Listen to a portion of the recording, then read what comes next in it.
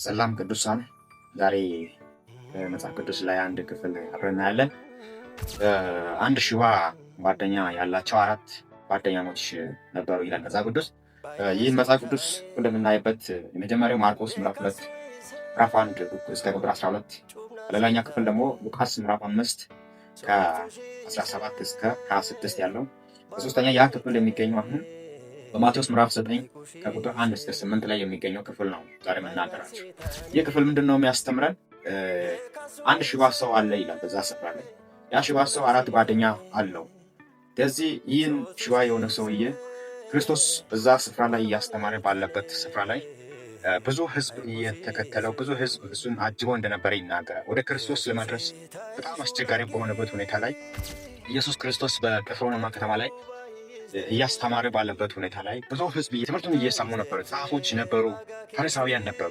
ስለዚህ በዛ ሂደት ውስጥ ላይ ያ ሽባ እንደሚድን አራት ጓደኛዎቹ ያውቁ ስለሚያውቁም ያን እንዴት አድርጎ ወደ ክርስቶስ እንደሚያደርስም ግራ ገባቸው።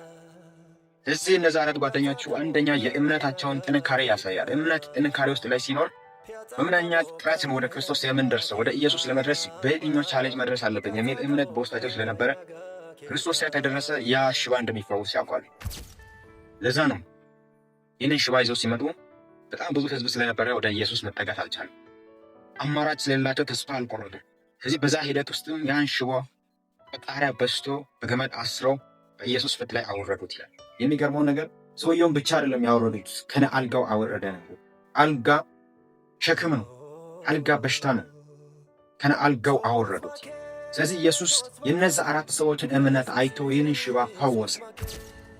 ስለዚህ በክርስቶስ ስትሆኑ ያመናችሁትን ክርስቶስን ከውስጣችሁ በጥረት ክርስቶስ በእናንተ ላይ የሚታይበትና እናንተ የዳናችሁትን በእምነት የማታሳይ ከሆነ በጥረት የማታሳይ ከሆነ ወደኋላ ማሄድ ነው የሚሆንባችሁ።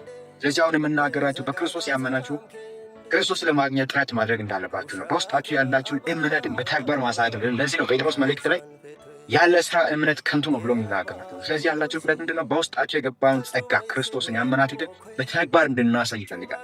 በተግባር በእግዚአብሔር ፊት መድረግ አለበት። ትእዛዙን ጠብቆ የምትወዱኝ ከሆነ ትእዛዝን ጠብቆ ብሎ የሚናገረው በዛ ክፍል ላይ። ስለዚህ በእነዚህ አራት እምነት ብቻ አይደለም በተግባር ያደረጉት ጣሪያ በስቶ ወደ ክርስቶስ ፊት ላይ ያ ሽባ ሲያወርዱ እግዚአብሔር ያድናል፣ ኢየሱስ ክርስቶስ አዳኝ ሆኖ መጥቷል የሚለው ነገር ስላመኑ ይህ ሽባ መፈወስ ችለው። ስለዚህ በሕይወታችሁ ላይ ክርስቶስን አምናችሁ ክርስቶስ ለማግኘት ጥረት የምታደርጉት እጸልይላችኋለሁ። የእግዚአብሔር ፈውስ በእናንተ ላይ ይሆናል። የእግዚአብሔር አቅም በእናንተ ላይ ይሆናል። ትላንትና እናንተ ሲሸከም የነበረውን ዛሬ መሸከም ትጀምራላችሁ። ክርስቶስ ይባርካችሁ። እዚህ ቀጣይ ደግሞ በዛ ስፍራ ላይ ኢየሱስ ይህንን ሽባ ሲፈወስ ፈሪሳዊና ጸሐፎች ጋር የነበረ የኢየሱስን ንግግር የት እንደደረሰ የምናየው ይሆናል። ይህንም ቪዲዮ ሼር ላይክ አድርጉት። አብረን ወንጌልን እንስበክ። ጌታ ይባርካችሁ። ተባረኩ።